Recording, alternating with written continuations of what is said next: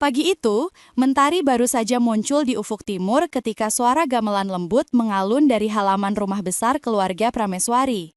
Di tengah taman yang dipenuhi bunga anggrek milik almarhumah Ibu Ayu, tampak seorang gadis bergaun putih sedang tersenyum bahagia. Wajahnya bersinar lembut, matanya berbinar memantulkan sinar hangat matahari. Dialah Ayu Prameswari, putri tunggal dari Bapak Wicaksono Prameswari, pemilik perusahaan logistik besar di Jakarta yang dikenal tegas namun penuh kasih.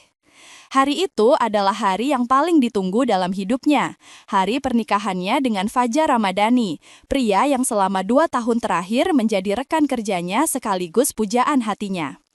Fajar bukan siapa-siapa ketika pertama kali bekerja di perusahaan itu.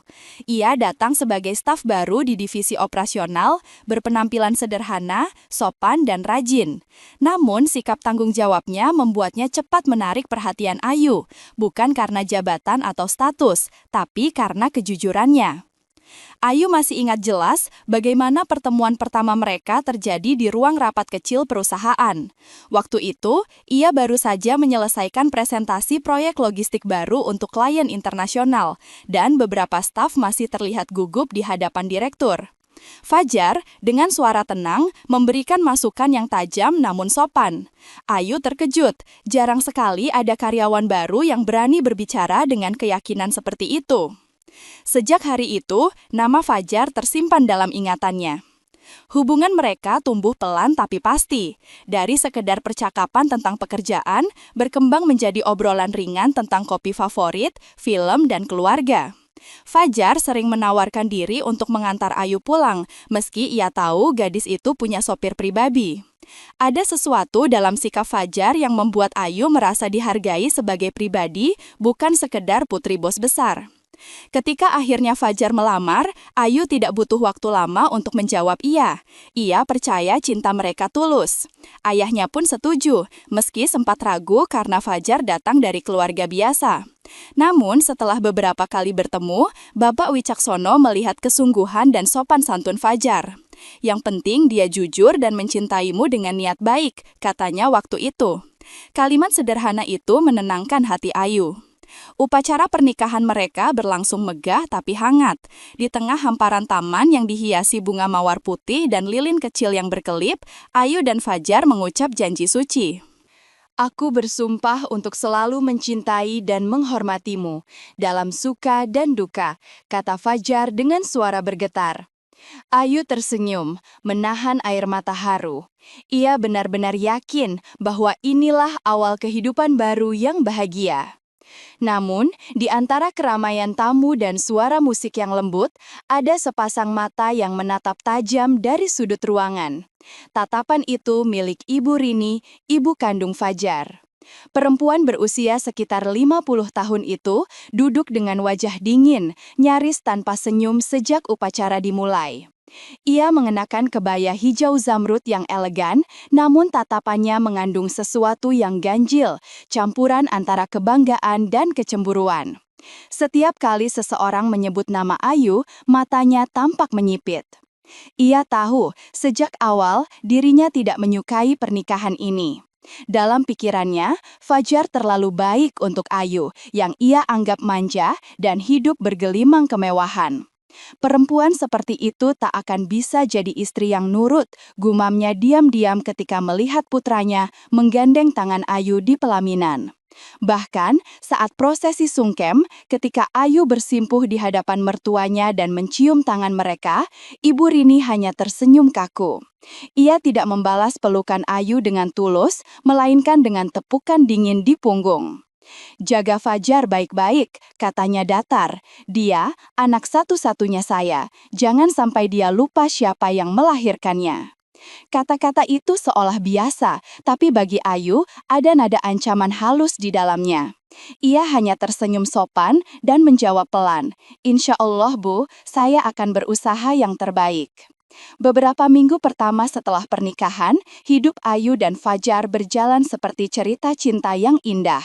Mereka tinggal di rumah kecil yang disiapkan ayah Ayu, sederhana tapi hangat. Ayu mengisi hari-harinya dengan memasak sarapan untuk Fajar, belajar menata rumah, dan menyesuaikan diri dengan peran baru sebagai istri. Sementara Fajar, meski sibuk di kantor, selalu berusaha pulang tepat waktu agar bisa makan malam bersama. Namun perlahan, sesuatu mulai berubah. Ayu mulai menyadari bahwa Fajar sering menerima telepon dari ibunya, bahkan di tengah malam. Kadang, baru saja mereka duduk santai menonton film, ponsel Fajar bergetar dan ekspresinya langsung berubah tegang. "Masih bangun, Nak?" Terdengar suara Ibu Rini di seberang, nyaring dan penuh keluhan. "Ibu sendirian loh, tadi listrik sempat padam, gelap sekali, Ibu takut." Fajar segera berdiri. "Ayu, Ibu sendirian, aku ke sana sebentar ya." Ayu tidak pernah melarang, meski hatinya perih. Ia tahu, Fajar sangat menyayangi ibunya, apalagi setelah ayahnya meninggal beberapa tahun lalu. Tapi lama-lama, kebiasaan itu membuat Ayu merasa tersisih. Kadang, Fajar pulang tengah malam, atau bahkan menginap di rumah ibunya tanpa kabar. Puncaknya, suatu malam, ketika Ayu baru saja menyiapkan makan malam. Ia menunggu di meja makan hampir 2 jam, tapi Fajar tak kunjung datang. Saat ditelepon, suaminya menjawab singkat, "Aku di rumah ibu, dia lagi nggak enak badan." "Mas, tadi katanya kita mau makan bareng, aku udah masak kesukaan Mas," ucap Ayu pelan. "Tunda aja dulu, ibu pengen aku temani makan malam, kasihan, katanya sepi." Nada Fajar terdengar dingin, tak ada lagi kehangatan seperti dulu. Ayu diam lama sebelum akhirnya menutup telepon dengan tangan gemetar. Untuk pertama kalinya, ia merasa tidak diutamakan. Beberapa hari kemudian, Fajar membawa kabar yang membuat Ayu sedikit terhibur. Rencana bulan madu mereka ke Bali sudah siap. "Tiketnya sudah aku pesan," kata Fajar dengan senyum kecil. "Kita berangkat minggu depan." Ayu senang bukan main. Sejak menikah, mereka belum sempat benar-benar berdua tanpa gangguan. Ia membayangkan berjalan berdua di tepi pantai, menikmati matahari terbenam, dan mengulang kembali rasa cinta mereka yang mulai pudar karena kesibukan. Namun, kebahagiaan itu tidak berlangsung lama. Keesokan harinya, saat Ayu sedang menyiapkan koper dan memeriksa daftar penginapan, Fajar mendadak berkata dengan nada santai, "Oh ya, Ibu ikut juga ya, aku udah beliin tiketnya." Ayu tertegun, "Ibu, ikut ke bulan madu?" "Iya," jawab Fajar tenang, seolah hal itu wajar. "Ibu bilang pengen jalan-jalan juga, lagian katanya Bali itu tempat bagus untuk refreshing." Ayu mencoba menahan diri. "Tapi Mas, bukankah bulan madu itu untuk kita berdua, supaya kita bisa menikmati waktu sebagai suami istri?" Fajar mengerutkan kening. "Ayu, Ibu cuma mau ikut jalan-jalan. Kenapa sih kamu ribet banget? Dia sendirian loh." "Tapi kan ini bulan madu kita, Mas." Suara Ayu mulai gemetar. "Aku cuma pengen waktu berdua sama suamiku." Fajar menatapnya tajam. "Jangan egois yuk, kalau nggak mau ikut, tiket kamu bisa aku kasih ke ibu aja." Kata-kata itu menusuk seperti belati. Ayu tak percaya suaminya bisa berkata seperti itu. Ia menatap wajah Fajar, pria yang dulu ia cintai karena kesederhanaannya, kini terasa asing dan dingin. Ironisnya, Ayu tahu bahwa seluruh biaya perjalanan itu bukan dari uang Fajar. Semua dibiayai ayahnya sebagai hadiah pernikahan. Tapi ia tak ingin mempermalukan suaminya. Ia hanya diam, memandangi koper yang belum sempat ia tutup. Hatanya retak. Malam itu, Ayu duduk sendirian di ruang tamu. Di luar, hujan turun deras, seolah ikut menangisi hatinya. Ia memandangi cincin di jarinya lama sekali, lalu memutuskan satu hal, ia tidak akan ikut perjalanan itu. "Kalau cinta harus membuatku kehilangan harga diri, mungkin itu bukan cinta yang benar," bisiknya pelan. Keesokan paginya, sebelum Fajar sempat berangkat ke bandara bersama ibunya, Ayu sudah menulis sepucuk surat dan meninggalkannya di meja makan. "Mas Fajar, aku mencintaimu dengan sepenuh hati, tapi aku tidak bisa hidup dalam pernikahan di mana aku harus bersaing dengan ibumu untuk mendapatkan perhatianmu. Aku tidak marah, hanya kecewa. Aku ingin kita belajar saling menghormati. Kalau itu tidak bisa, mungkin kita perlu waktu untuk berpikir. Aku pulang ke rumah ayah. Jangan cari aku dulu. Ayu. Dengan langkah berat, ia meninggalkan rumah yang baru mereka tempati 2 bulan. Hujan masih turun, dan di balik tirai jendela, kebahagiaan yang sempat tumbuh di hatinya perlahan luruh, tersapu bersama air yang mengalir di jalanan. Itu adalah hari ketika cinta yang ia yakini abadi mulai kehilangan bentuknya. Rumah keluarga Prameswari berdiri kokoh di kawasan Menteng, dikelilingi taman luas dan pepohonan tua yang rindang. Begitu mobil Ayu berhenti di halaman, gerimis masih membasahi kaca jendela.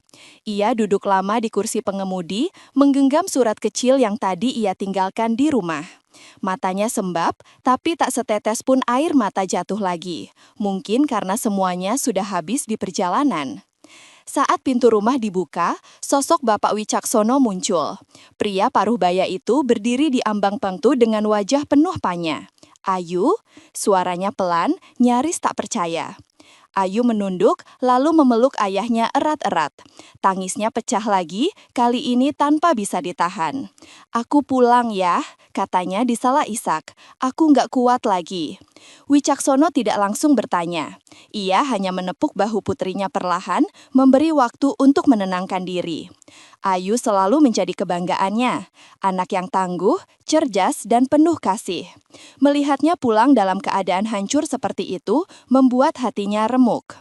Malam itu, setelah Ayu membersihkan diri dan berganti pakaian, mereka duduk berdua di ruang keluarga. Lampu temaram dan aroma teh melati menenangkan suasana. "Ada apa sebenarnya, Nak?" tanya Wicaksono lembut. "Baru 2 bulan kamu menikah, tapi wajahmu seperti kehilangan cahaya." Ayu diam lama, menatap cangkir teh di depannya. "Aku pikir aku bisa sabar ya. Aku pikir cinta cukup untuk bikin pernikahan bahagia. Tapi ternyata nggak sesederhana itu." Ia menceritakan semuanya, dari kebiasaan Fajar yang selalu menuruti ibunya, telepon-telepon tengah malam, sampai rencana bulan madu yang berubah menjadi perjalanan keluarga. Setiap kata terasa berat keluar dari mulutnya, tapi ia tahu ia harus jujur. Dia suruh ibu ikut bulan madu ya, bahkan sempat bilang kalau aku nggak mau, tiketku bisa dikasih ke ibunya. Nada suaranya getir. Padahal semua biaya perjalanan itu ayah yang tanggung. Aku cuma ingin waktu berdua, tapi dia lebih memilih ibunya. Wicaksono terdiam lama. Ia bukan tipe ayah yang mudah marah, tapi kali ini rahangnya mengeras. "Dan kamu memilih pulang?" Ayu mengangguk pelan. "Aku nggak mau bertengkar, aku cuma nggak mau kehilangan rasa hormat pada diriku sendiri." Keheningan menggantung beberapa saat. Lalu Wicaksono berkata dengan suara tenang namun tegas. "Kamu melakukan hal yang benar, Ayu. Cinta itu bukan alasan untuk menanggung penghinaan. Kalau dia tidak tahu cara menghargai istri, dia belum siap jadi suami." Kata-kata itu sederhana tapi menenangkan. Ayu menunduk, menahan air mata yang kembali menggenang. Dalam hati, ia tahu keputusan pulang ke rumah orang tuanya adalah langkah pertama untuk menyelamatkan dirinya sendiri, meski terasa pahit.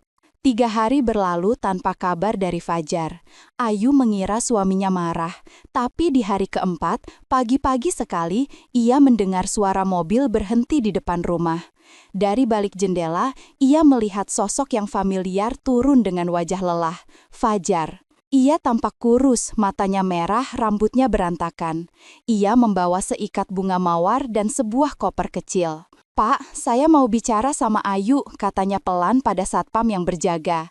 Satpam itu mengangguk, lalu memberitahu Bapak Wicaksono. Beberapa menit kemudian, Fajar duduk di ruang tamu. Tangannya gemetar saat menggenggam cangkir teh yang disuguhkan. Ketika Ayu muncul dari lantai atas, Fajar langsung berdiri. "Ayu, aku minta maaf." Suaranya serak. "Aku salah. Aku nggak seharusnya ngomong kayak gitu. Aku cuma bingung. Ibu nggak mau ditinggal sendirian dan aku nggak tega." Ayu menatapnya lama, tanpa berkata apa-apa. Di dalam dirinya, ada bagian kecil yang masih ingin percaya pada suaminya. Tapi ada juga luka yang belum sembuh. Mas, ucapnya perlahan. Aku nggak marah karena ibu ikut. Aku marah karena kamu nggak pernah mikirin perasaanku. Kamu nggak pernah tanya apa aku nyaman. Aku cuma ingin kita berdua punya ruang sebagai suami istri. Tapi kamu selalu pilih ibu di atas segalanya. Fajar menunduk. Aku tahu, aku bodoh. Tapi aku sayang kamu, Yuh. Aku mau perbaiki semuanya. Sebelum Ayu sempat menjawab, suara berat terdengar dari arah tangga. Perbaiki semuanya? Tanya Wicaksono, langkahnya tenang tapi matanya tajam. Apa kamu tahu, Nak, bahwa pernikahan bukan sekadar kata maaf? Fajar berdiri gugup. Saya tahu, Pak, saya hanya ingin kesempatan. Wicaksono menatap menantunya dengan dingin. Kesempatan? Kamu sudah diberi kesempatan besar waktu aku izinkan menikahi anakku. Aku percaya kamu akan jaga dia, bukan malah membuatnya menangis dalam 2 bulan. Suasana menjadi hening. Fajar tidak berani menatap langsung ke mata ayah mertuanya. Apa kamu sadar, seluruh perjalanan bulan madu yang kamu rencanakan itu dibayar dari uangku?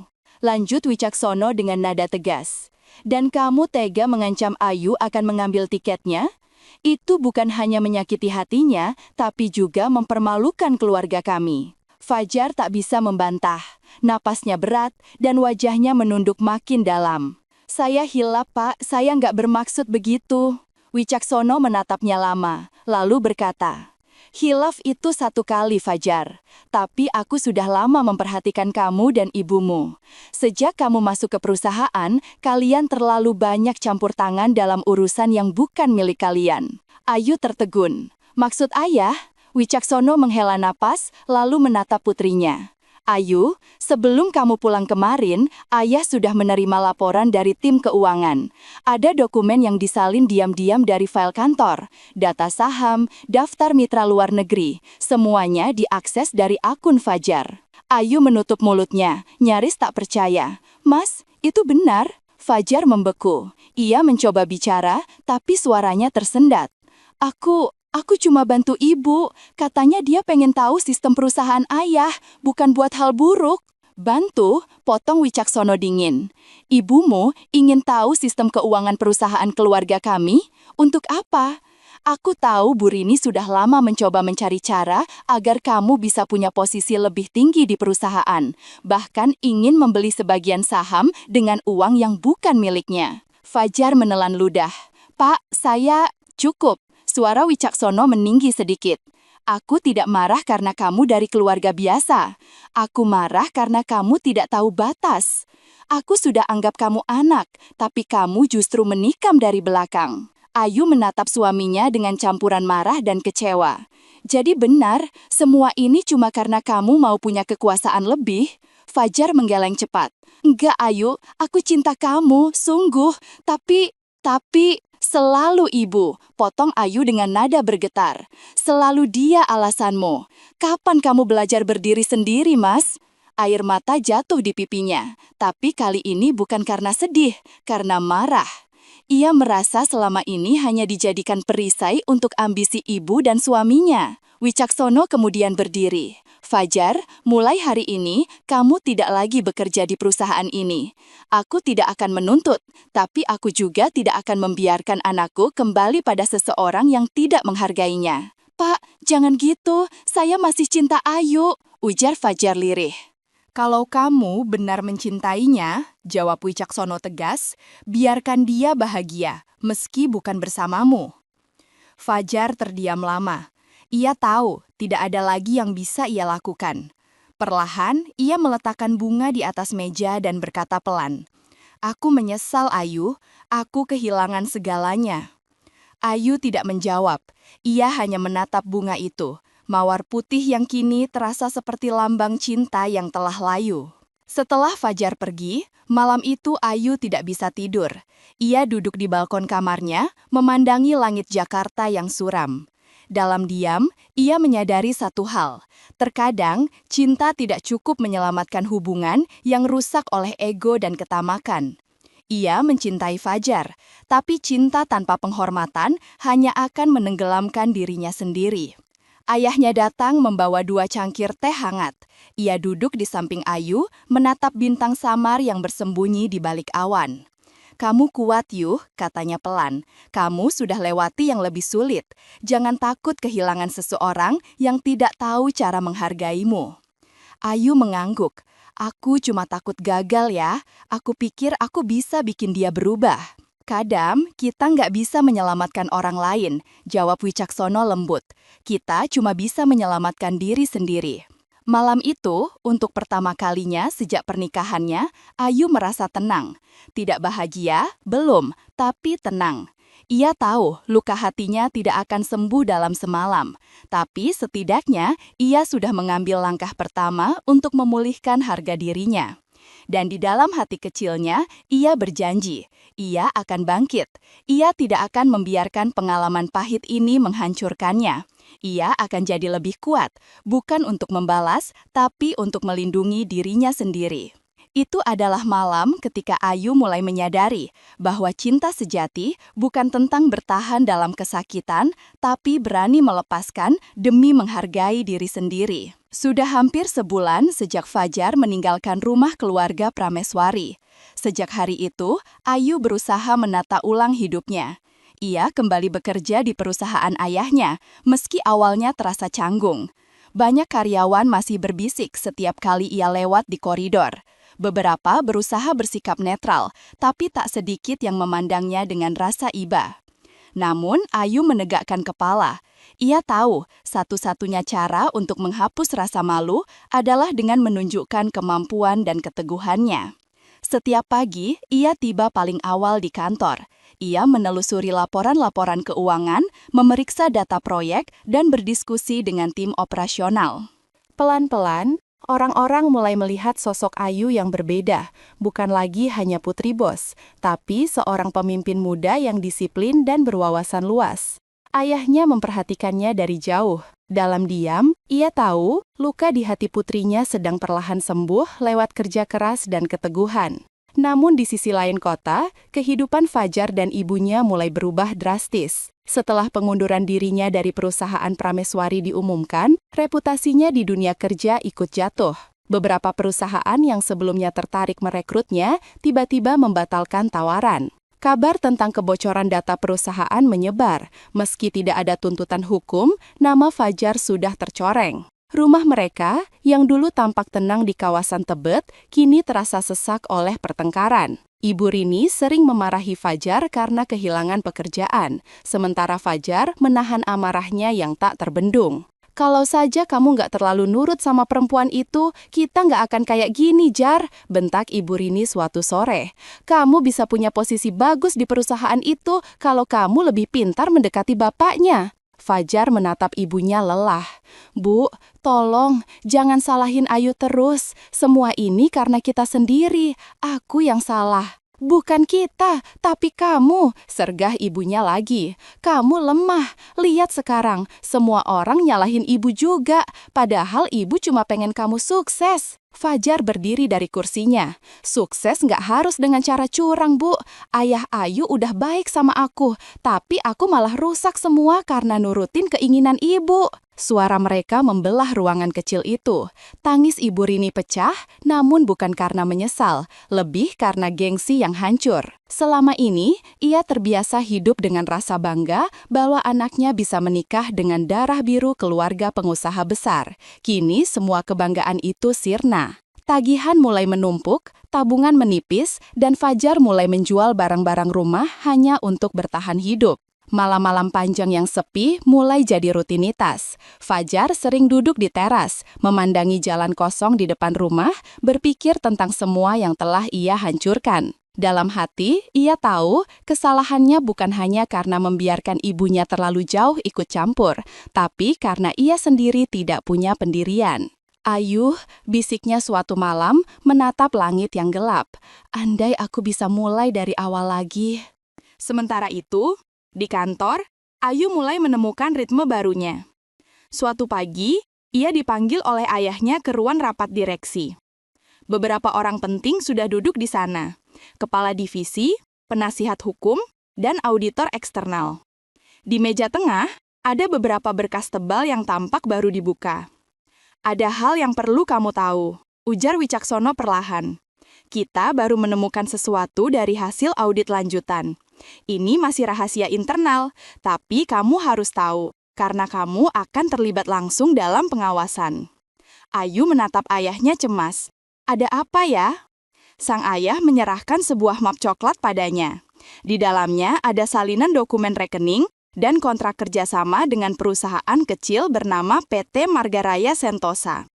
Sekilas terlihat biasa, tapi di pojok bawah, Ayu melihat nama yang tak asing, Rini Ramadhani. Ayu terpaku. Ini Ibu Fajar? Wicaksono mengangguk. Perusahaan ini fiktif. Berdasarkan investigasi internal, mereka menggunakan nama itu untuk mencoba mengakses rekening supplier kita. Kalau tidak segera dihentikan, bisa saja dana perusahaan bocor ke sana. Ayu menggigit bibirnya, matanya mulai panas. Jadi, Ibu Fajar memang berniat mengambil uang perusahaan? Bukan hanya itu, jawab sang ayah tenang. Dia juga mencoba menjual informasi proyek logistik kita ke perusahaan pesaing di Surabaya. Untungnya, semua transaksi itu belum sempat selesai. Ayu menutup map itu perlahan, menatap ayahnya dengan pandangan campur aduk antara marah, malu, dan sedih. Mas Fajar tahu tentang ini? Kemungkinan besar tahu, kata Wicaksono. Tapi mungkin tidak menyangka sejauh apa ibunya melangkah. Ayu menunduk lama, rasanya hatinya kembali diremas. Ia tidak membayangkan bahwa keluarga yang dulu ia terima dengan tulus, ternyata menyimpan niat seburuk itu. Namun, di sisi lain, ada juga perasaan lega. Setidaknya kini semuanya jelas. Semua kecurigaan dan luka yang dulu terasa kabur, kini menemukan bentuknya. Yah, ucap Ayu lirih. Aku nggak akan biarkan nama perusahaan kita rusak karena hal ini. Aku siap bantu menanganinya. Ayahnya menatap putrinya lama, lalu tersenyum kecil. Itu semangat yang ayah harapkan. Hari-hari berikutnya, Ayu bekerja lebih keras dari sebelumnya. Ia memimpin tim kecil untuk memperketat sistem keamanan data perusahaan. Ia belajar langsung dari bagian hukum tentang manajemen kontrak, memimpin rapat dengan kepala cabang, dan mulai dikenal sebagai penerus sejati Bapak Wicaksono. Namun di balik kesibukannya, terkadang bayangan Fajar masih muncul. Setiap kali ia menatap ruang kerja Fajar yang kini kosong, kenangan masa-masa indah itu datang menghampiri. Makan siang berdua di kantin, obrolan ringan tentang impian mereka, cara Fajar menatapnya waktu melamar. Ayu menutup matanya. Aku sudah memaafkanmu, Mas, bisiknya suatu kali di ruang itu. Tapi aku tidak bisa kembali. Suatu sore, ketika Ayu baru selesai rapat dengan tim operasional, sekretarisnya datang membawa surat. Bu Ayu, ini ada surat yang baru dikirim ke resepsionis, dari Pak Fajar. Ayu mematung. Untuk sesaat, jantungnya berdegup lebih cepat.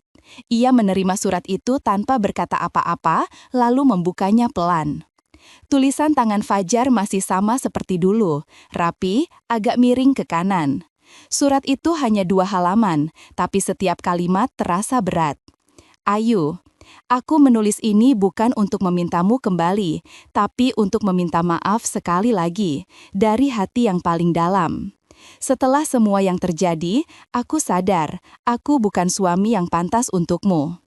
Ibu sudah sakit, dokter bilang beliau mengalami depresi karena tekanan dan penyesalan. Aku juga kehilangan pekerjaan dan sedang mencoba memulai hidup dari awal. Aku tidak menyalahkan siapapun, karena aku tahu semua ini akibat dari kesalahan kami sendiri. Aku hanya ingin kamu tahu, aku sungguh menyesal. Kalau suatu hari kita bertemu lagi, aku ingin bisa menatapmu tanpa rasa malu. Terima kasih karena pernah mencintaiku, Fajar. Ayu menatap tulisan itu lama. Tidak ada air mata, hanya rasa getir yang menyesap di dadanya. Surat itu bukan tentang cinta yang ingin kembali, tapi tentang seseorang yang akhirnya belajar menyesal, dan itu cukup baginya. Ia melipat surat itu rapi dan menyimpannya di laci meja, bukan untuk dikenang, tapi sebagai pengingat bahwa tidak semua kisah cinta berakhir dengan kebersamaan. Beberapa harus berakhir agar masing-masing bisa menemukan kedewasaan. Beberapa minggu kemudian, Wicaksono mengumumkan restrukturisasi besar di perusahaan. Ia resmi menunjuk Ayu sebagai direktur operasional, posisi strategis yang dulu sempat dijabat Fajar. Keputusan itu disambut dengan tepuk tangan panjang dari seluruh staf. Saat berdiri di podium kecil ruang rapat utama, Ayu menatap semua wajah yang hadir. Ada rasa gugup, tapi juga keyakinan baru. Perusahaan ini berdiri bukan karena nama besar, katanya pelan tapi tegas, tapi karena kepercayaan, kerja keras, dan kejujuran. 3 hal itu akan selalu jadi dasar langkah kita ke depan. Kata-kata itu disambut tepuk tangan meriah. Dan di antara suara tepuk tangan itu, Ayu merasakan sesuatu yang tak pernah ia rasakan selama ini, kedamaian. Ia tidak lagi memikirkan bagaimana pernikahannya gagal atau bagaimana Fajar memilih ibunya di atas segalanya. Yang ia tahu, hari itu ia berdiri bukan sebagai perempuan yang pernah dikhianati, tapi sebagai seseorang yang tumbuh lebih kuat karena pengkhianatan itu. Di suatu sore lain, saat matahari mulai condong ke barat, Ayu berjalan di taman belakang rumah. Ia berhenti di depan kolam ikan, tempat ibunya dulu sering duduk sambil memberi makan koi. Angin bertiup lembut, membawa aroma bunga melati dari sudut taman. "Aku berhasil, Bu," katanya pelan, seolah berbicara pada sosok ibunya yang telah lama tiada. "Aku belajar banyak dari cinta, dari kehilangan, dari rasa sakit." Ia tersenyum kecil. "Dan aku akan terus berjalan, bukan untuk melupakan, tapi untuk menghargai diriku sendiri." Di langit, warna jingga mulai meluruh menjadi senja, dan di hati Ayu, sesuatu yang lama tertidur akhirnya benar-benar pulih. Keyakinan bahwa dari luka yang dalam pun, seseorang bisa tumbuh menjadi versi terbaik dari dirinya. 6 bulan telah berlalu sejak Ayu resmi menjadi direktur operasional di perusahaan keluarga Prameswari. Perubahan demi perubahan terjadi dengan cepat. Di bawah kepemimpinannya, suasana kerja terasa lebih segar. Karyawan yang dulu ragu dengan kemampuan Ayu kini mulai percaya. Ia bukan hanya mewarisi nama besar ayahnya, tapi benar-benar menunjukkan kapasitasnya sebagai pemimpin muda yang berpikir jauh ke depan. Setiap pagi, Ayu datang lebih awal dari siapapun. Ia menyapa staf resepsionis, memeriksa laporan proyek, dan selalu memastikan setiap detail berjalan sesuai rencana. Tidak ada yang ia anggap terlalu kecil, dari pengiriman dokumen hingga pertemuan dengan klien besar, semuanya ia tangani dengan teliti. Ia juga memperkenalkan sistem kerja baru berbasis digital untuk menghindari kebocoran data seperti yang pernah hampir terjadi dulu. "Kita belajar dari masa lalu," katanya pada rapat besar pertamanya. "Kesalahan bukan untuk ditakuti, tapi untuk dijadikan pengingat." Kata-kata itu menggema di ruang rapat dan menjadi pegangan banyak karyawan muda yang terinspirasi olehnya. Ayu telah berubah, bukan lagi perempuan lembut yang selalu menuruti kata hati, melainkan sosok yang tahu kapan harus tegas dan kapan harus berempati. Sore itu, Ayu baru selesai meninjau proyek pengiriman barang ke Surabaya. Ia duduk di ruangannya, menatap pemandangan kota Jakarta dari balik kaca besar. Di meja ada tumpukan laporan dan laptop yang masih menyala, tapi pikirannya melayang jauh. Kadang, di tengah kesibukan, bayangan masa lalunya datang tanpa diundang. Namun kali ini, rasa sakit itu sudah tak sama seperti dulu.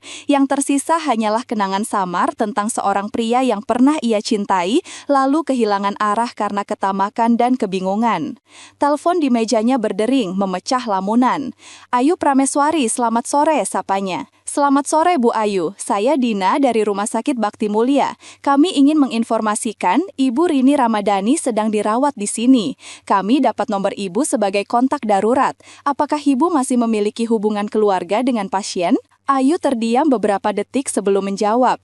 "Iya, saya mengenal beliau. Kondisinya bagaimana?" "Ibu Rini mengalami serangan ringan akibat tekanan darah tinggi. Tidak berbahaya, tapi beliau sempat menyebut nama ibu dan suaminya, Pak Fajar." Setelah menutup telepon, Ayu duduk lama menatap tangannya sendiri. Ada pergulatan kecil dalam dirinya. Ia tak punya kewajiban apapun lagi terhadap keluarga Fajar, tapi nama itu masih menimbulkan sesuatu, bukan kebencian, melainkan iba yang sulit dijelaskan. Malamnya, setelah berdiskusi singkat dengan ayahnya, Ayu memutuskan pergi ke rumah sakit. Wicaksono hanya berkata, "Pergilah kalau itu membuat hatimu tenang, tapi jangan bawa beban lama lagi. Kadang memaafkan bukan berarti melupakan, tapi melepaskan diri dari masa lalu." Lorong rumah sakit terasa dingin dan sunyi, bau antiseptik menusuk hidung, suara mesin infus berdesir pelan. Ayu berjalan perlahan menuju kamar yang disebutkan resepsionis. Ketika ia masuk, terlihat sosok Fajar duduk di samping ranjang ibunya. Rambutnya lebih panjang, wajahnya tirus, dan bajunya tampak lusuh. Begitu melihat Ayu, Fajar terkejut, seolah tak percaya perempuan di hadapannya benar-benar datang. "Ayu," suaranya pelan, nyaris seperti bisikan. "Kamu datang?" Ayu menatapnya sebentar, lalu mengangguk kecil. "Atu dengar ibu sakit." Fajar berdiri canggung.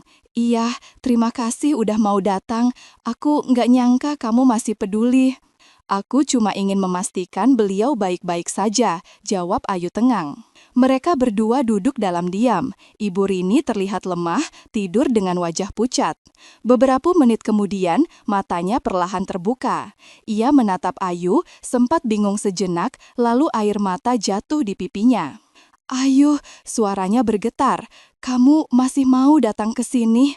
Ayu mendekat dan menggenggam tangan mertuanya yang dingin. "Saya cuma ingin mendoakan ibu cepat sembuh." "Ibu, minta maaf," katanya sambil terisak. "Ibu salah. Ibu pikir dengan campur tangan ibu, Fajar bisa bahagia. Tapi ternyata ibu malah menghancurkan hidup anak sendiri." Fajar menunduk, tak mampu berkata apa-apa. Ayu menatap perempuan tua itu dengan pandangan lembut. "Saya sudah memaafkan, Bu. Saya hanya berharap Ibu dan Mas Fajar bisa hidup tenang setelah ini." Ibu Rini menangis semakin keras. "Kamu perempuan baik, Ayu. Ibu malu sekali." Ayu tersenyum tipis. "Yang penting sekarang ibu jaga kesehatan. Masa lalu biarlah jadi pelajaran." Setelah beberapa menit berbincang, Ayu pamit. Sebelum keluar kamar, Fajar sempat memanggilnya. "Ayu, terima kasih. Aku nggak tahu harus ngomong apa lagi." Ayu berhenti di depan pintu. Ia menatap Fajar sekali lagi, dan kali ini tak ada lagi luka di matanya, hanya ketenangan. "Aku senang kamu berusaha berubah, Mas. Tapi aku juga sudah belajar. Kadang cinta nggak harus dipegang terus. Cukup dikenang dan dijadikan pelajaran." Fajar mengangguk pelan. "Aku nggak akan ganggu hidupmu lagi. Aku cuma ingin kamu tahu, aku benar-benar menyesal." Ayu tersenyum tipis, lalu melangkah pergi tanpa menoleh lagi. Langkahnya terasa ringan, seolah beban yang selama ini mengekangnya akhirnya terlepas seluruhnya. Hari-hari berikutnya berjalan lebih tenang. Ayu semakin fokus membangun perusahaan, dan proyek baru yang ia pimpin mulai menarik perhatian media. Ia berhasil menjalin kerjasama dengan perusahaan ekspor besar dari Jepang, sesuatu yang bahkan ayahnya akui sulit dilakukan sebelumnya. Pada suatu rapat besar, seorang wartawan bertanya, "Bu Ayu, apa yang memotivasi Anda memimpin perusahaan dengan cara yang sangat disiplin dan penuh empati ini?" Ayu tersenyum lembut sebelum menjawab, "Saya pernah kehilangan arah karena terlalu bergantung pada orang lain. Tapi saya belajar, kekuatan terbesar seorang perempuan bukan pada siapa yang mencintainya, melainkan pada kemampuannya untuk mencintai dirinya sendiri." Jawaban itu menjadi kutipan yang ramai diberitakan keesokan harinya.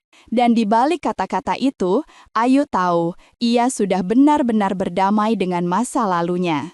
Di rumah, malam itu Ayu duduk di beranda belakang bersama ayahnya. Angin berhembus pelan, membawa aroma tanah basah setelah hujan. "Yah," ucapnya tiba-tiba, "kalau waktu bisa diputar, aku nggak mau hapus semua yang udah terjadi. Aku cuma mau bilang ke diriku dulu, jangan takut kehilangan.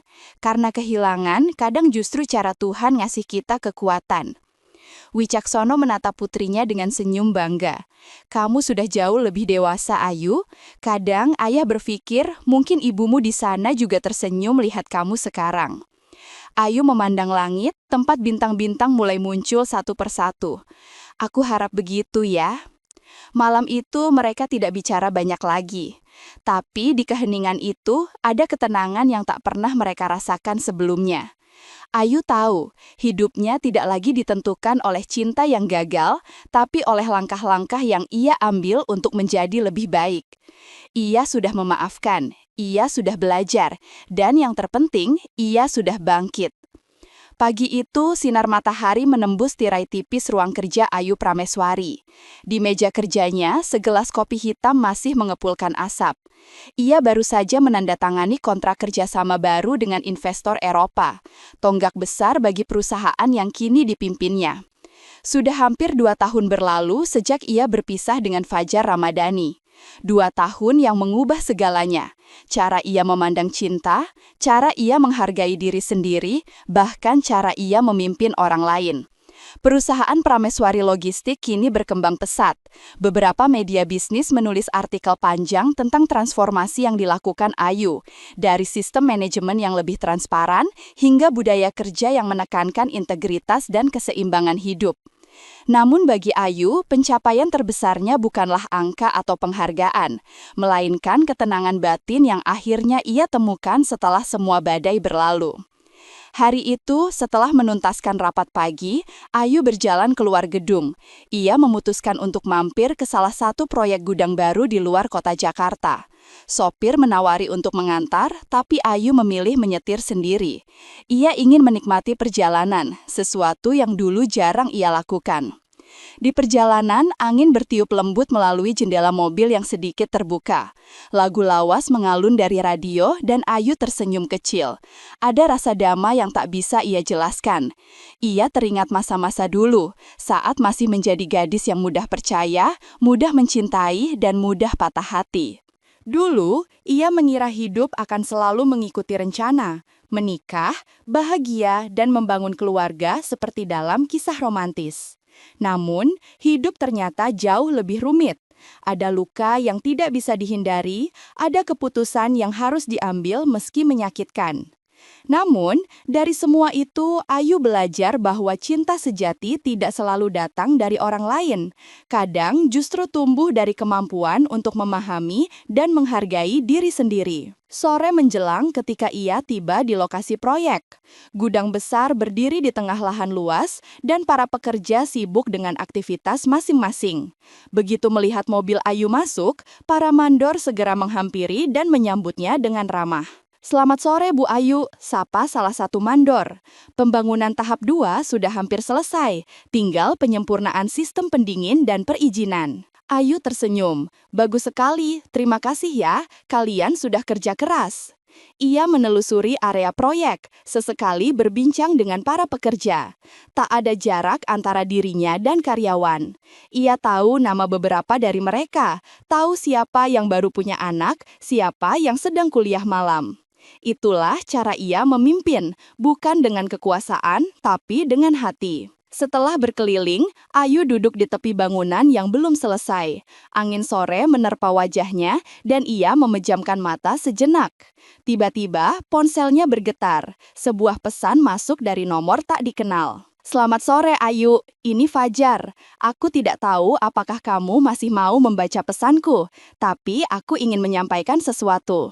Ibu sudah sembuh. Kami pindah ke Bandung, dan aku membuka usaha kecil di sana. Hidup kami sederhana, tapi cukup. Aku tidak menulis untuk mengganggumu, hanya ingin bilang, terima kasih sudah pernah jadi bagian terbaik dalam hidupku.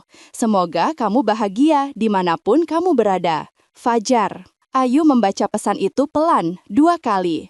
Tidak ada perasaan marah, tidak ada getir, hanya rasa lega. Ia mengetik balasan singkat.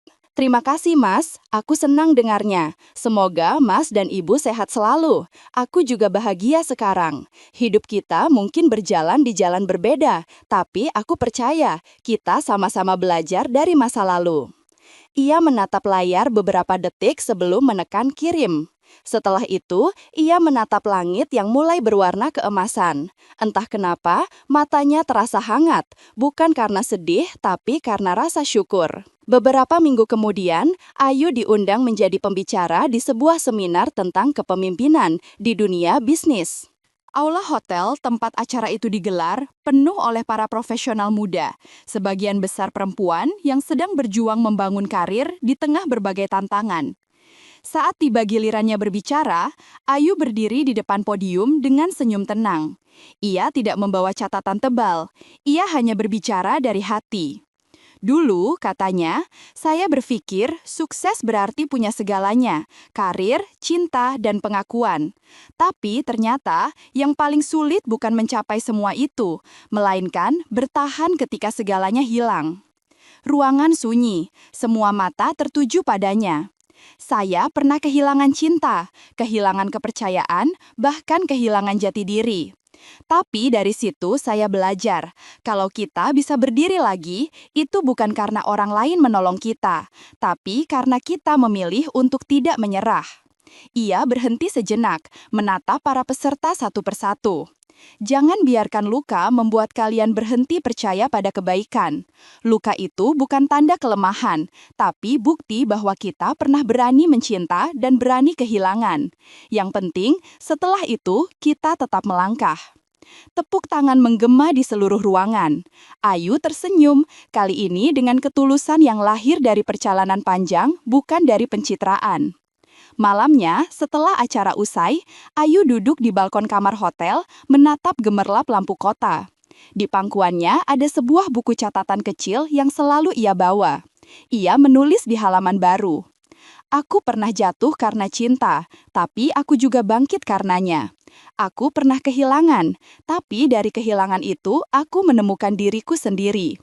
Hidup ini bukan tentang siapa yang tinggal di samping kita, tapi tentang siapa yang tetap bertahan di dalam diri kita. Dan aku memilih untuk tetap hidup dengan hati yang tenang. Ia menutup buku itu, lalu menghela nafas panjang. Di kejauhan, suara ombak samar terdengar, mungkin dari pantai utara yang tak jauh dari hotel. Malam itu, untuk pertama kalinya, Ayu merasa benar-benar bebas. Beberapa bulan setelahnya, Ayu membuka cabang baru perusahaan di Bali. Sebuah ironi manis mengingat tempat itu dulu pernah jadi rencana bulan madu yang gagal. Tapi kali ini, ia datang bukan sebagai istri yang terluka, melainkan sebagai pemimpin yang berdiri di atas kakinya sendiri. Ia duduk di teras villa setelah peresmian kantor, menatap matahari terbenam di ufuk barat. Warna jingga menyelimuti langit, laut berkilau keemasan, dan burung-burung camar terbang rendah di atas ombak. Seseorang dari timnya memotret momen itu tanpa sengaja, lalu mengunggahnya di media sosial dengan caption, "Pemimpin yang kuat bukan yang tak pernah jatuh, tapi yang selalu tahu cara berdiri dengan kepala tegak setelah jatuh." Foto itu menjadi viral, tapi bagi Ayu itu hanya sebuah gambar, pantulan kecil dari perjalanan panjang yang telah ia lalui. Ia tersenyum kecil sambil menatap laut. "Terima kasih Tuhan," bisiknya, "atas setiap kehilangan yang akhirnya membawaku ke tempat ini." Matahari tenggelam sepenuhnya, dan bersama senja yang meredup, berakhir pula satu bab besar dalam hidupnya. Namun ia tahu ini bukan akhir dari segalanya. Ini hanyalah awal dari kehidupan baru yang ia pilih sendiri, dengan hati yang sudah pulih dan jiwa yang telah berdamai. Beberapa tahun kemudian, nama Ayu Prameswari dikenal luas di dunia bisnis Indonesia. Ia menjadi simbol kekuatan perempuan yang bangkit dari kegagalan.